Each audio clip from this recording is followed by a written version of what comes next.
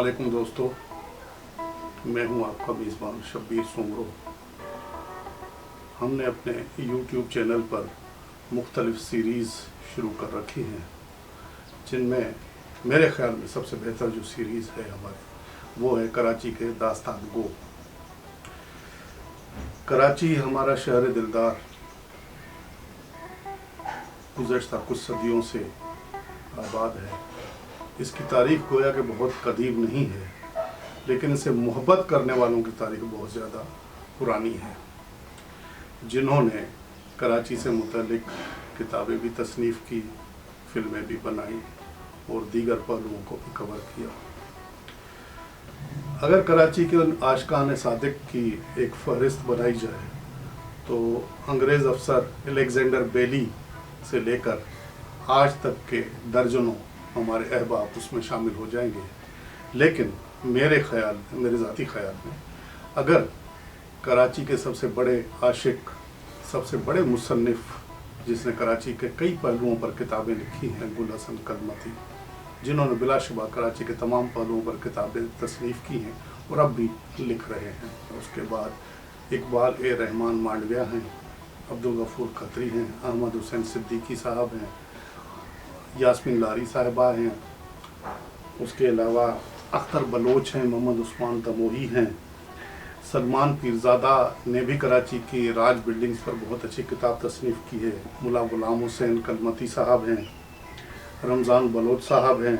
इनके अलावा city press के हमारे दोस्त अजमल कमाल साहब ने कराची की कहानी 2 जिल्दों में बहुत शानदार अंदाज में छापी है, उनका भी नाम आएगा।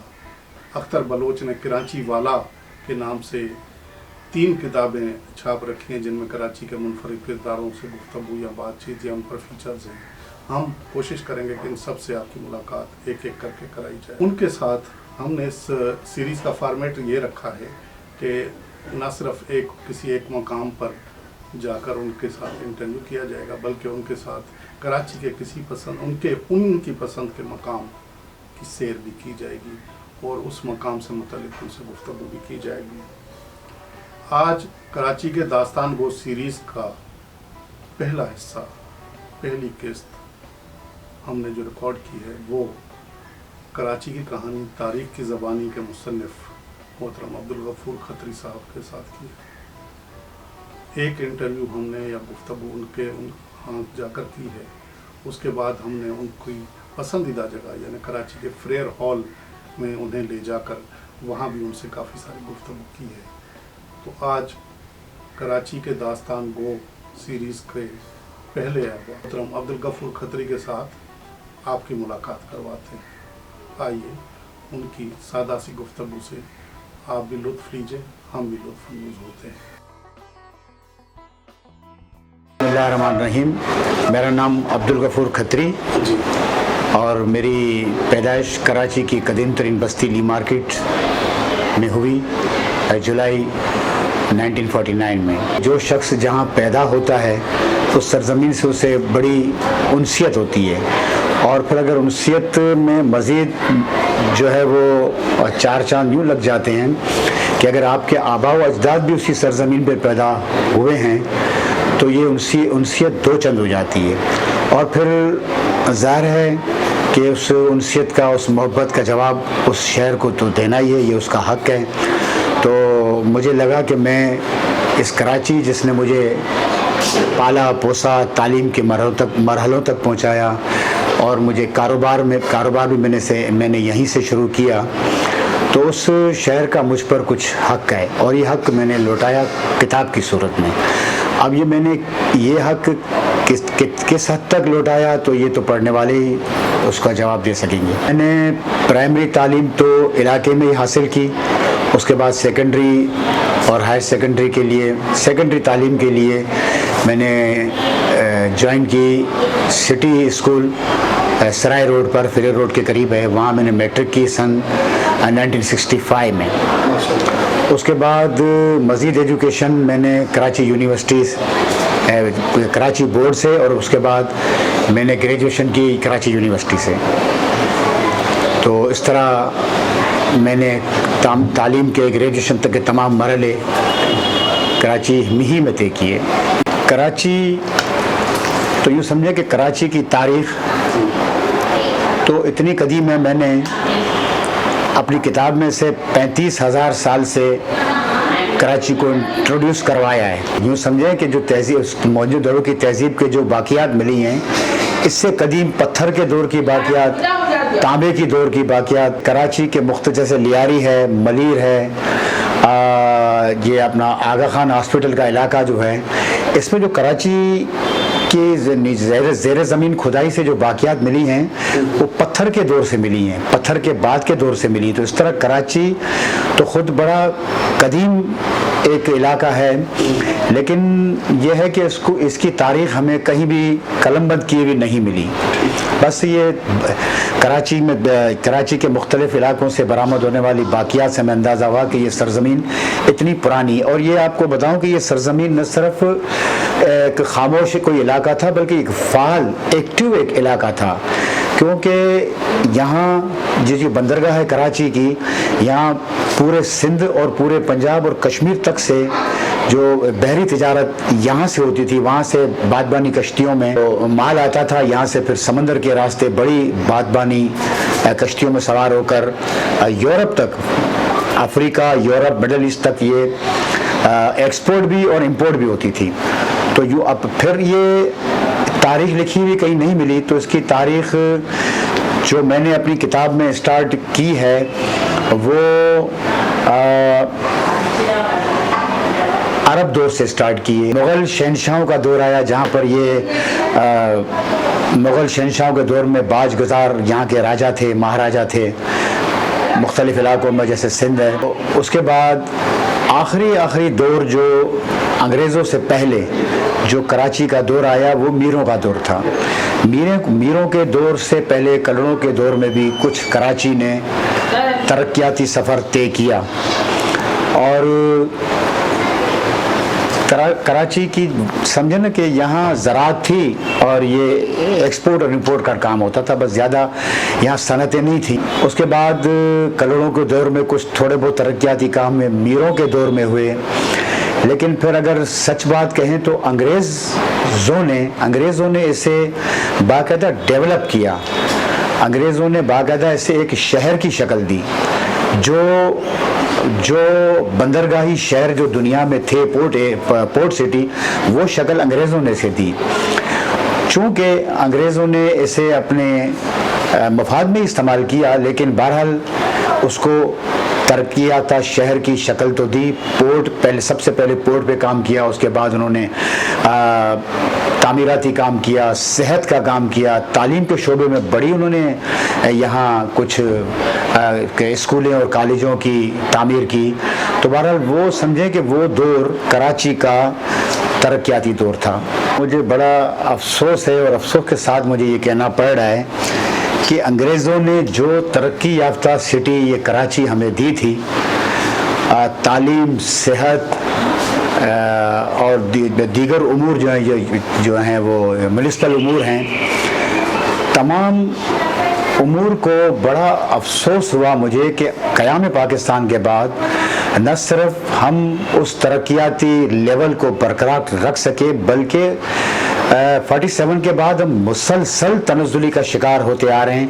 और आज जो तनज़्ज़ुली की सूरत हाल है वो आपके सामने। अंग्रेज़ी जो दौर था वो सेहत के मामलों में, म्युनिसिपल मामलों में, या बल्कि उनका ज़ौक़ तो तामीराती मामले में भी बड़ा शानदार था। उनकी तामीराती जो उनका शौक़ था, उसमें देखें आप, जो बड़ी शानदार बिल्डिंगें तामीर की उन्होंने। सबसे बड़ी तो आपके सामने है ये म्युनिसिपल कॉर्पोरेशन की बिल्डिंग है, जिसमें ईरानी तर्ज़ तामीर भी है और मुख्तलिफ अदवार के इस्लामी तर्ज़ तामीर भी है। उसके अलावा मेरीवेदर टावर है, गोथिक तर्ज़ तामीर का है। फेरर हॉल है, ये भी गोथिक को यूरोपियन तर्ज़ तामीर इसमें इस्तेमाल किया उन्होंने, मिला जुला। तो बड़ी शानदार, आप देखें ना, बिल्डिंग में किसी आप रिहाइश तो कर लेंगे, چاہے وہ رہائشی بلڈنگ ہو یا آپ کے کوئی سرکاری دفاتر کی بلڈنگ ہو، لیکن اس کا لک بڑا خوبصورت ہونا چاہیے، بڑا دل کو بھانا چاہیے۔ آج 73 سال ہو گئے، وہ طرز تعمیر آج بھی ہمارے ذہنوں میں بیٹھا ہوا ہے۔ ہم آج بھی یاد کرتے ہیں، نہ صرف وہ جو سرکاری امور کی ان کی جو بلڈنگیں تھیں، بلکہ رہائشی بلڈنگیں بھی آپ دیکھ لیں، پتھر کے دور کی بلڈنگیں کتنی خوبصورت بلڈنگیں ہیں۔ رہائش تو آج کی بلڈنگ میں بھی ہے اور ان کے دور میں کی بلڈنگوں میں بھی تھی، لیکن آج کی بلڈنگیں اس سے زیادہ قیمتی ہیں، لیکن اس کا باہر کا لک خوبصورت نہیں ہے۔ اور ستم در ستم یہ کہ وہ ان کے دور کی تعمیر کی ہوئی جو تعمیرات تھی، چاہے سرکاری امور کی تعمیرات تھی یا رہائشی تعمیرات تھیں، ان کو بچا کے رکھتے، ان کو ہیریٹیج میں دیتے۔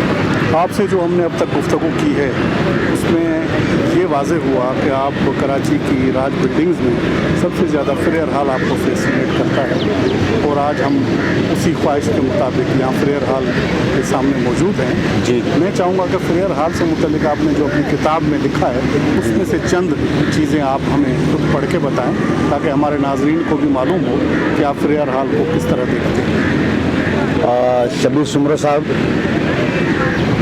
انگریز راج میں تعمیر کی گئی، چاہے وہ رفاع عامہ کی کوئی تعمیرات ہوں، جیسے اسپتال ہو، تفریح گاہیں ہوں یا تعلیمی ادارے ہوں، ان کا جو طرز تعمیر ہوتا تھا انگریزوں کے وقت میں تعمیر کی گئی عمارتوں کا، جس میں سے بیشتر عمارتوں کے جو ہے آرکیٹیکٹ جیمز اسٹرچن ہیں، ان کی تعمیر میں بڑی خوبصورتی کو مد نظر رکھتے تھے۔ کہیں وہ گوتھک طرز، کہیں اسلامی طرز تعمیر، کہیں ایرانی طرز تعمیر۔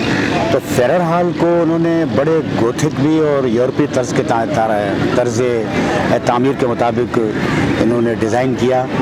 اور سب سے بڑی خوبی تو یہ کہ یہ اتنی خوبصورت تفریح گاہ، اس وقت تو کراچی کی آبادی نہیں تھی 1865 میں، آج سے لگ بھگ 150 سال ہوئے تقریباً۔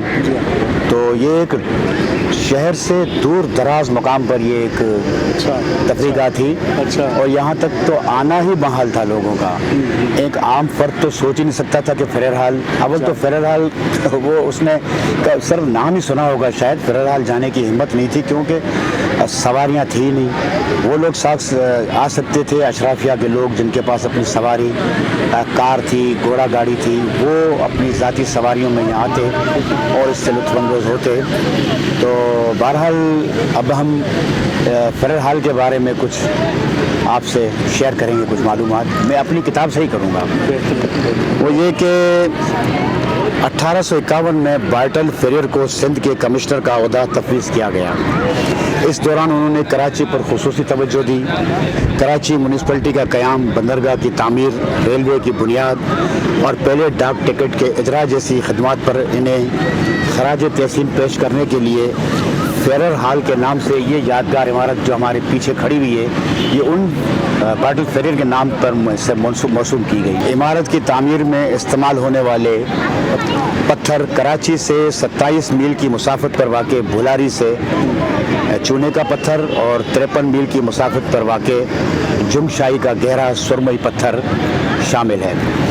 عمارت کی نچلی منزل پر سرمئی اور اوپری منزل میں گہرا سرخ بربرا پتھر استعمال کیا گیا ہے، اور اس عمارت جو ہمارے پیچھے موجود ہے اس کی چھت پر ٹائلز لگائے گئے ہیں جن پر سرخ رنگ کیا گیا۔ اس وقت تو کیا گیا تھا، پھر بعد میں وہ سرخ رنگ کو مٹا دیا گیا۔ اس عمارت کی نچلی منزل میں لائبریری اور بالائی منزل میں آڈیٹوریم اب بھی موجود ہے، جس میں اس زمانے میں ڈرامے اور ادبی پروگرام ہوتے تھے، اور ان دنوں مجسمے نصب کرنے کا رواج بھی تھا، لہذا باغ میں کنگ ایڈورڈ ہفتم اور ملکہ وکٹوریہ کا مجسمہ نصب کیا گیا تھا، جو بعد ازاں قیام پاکستان کے بعد کچھ وجوہات کی بنا پر جنہیں ہٹا دیا گیا۔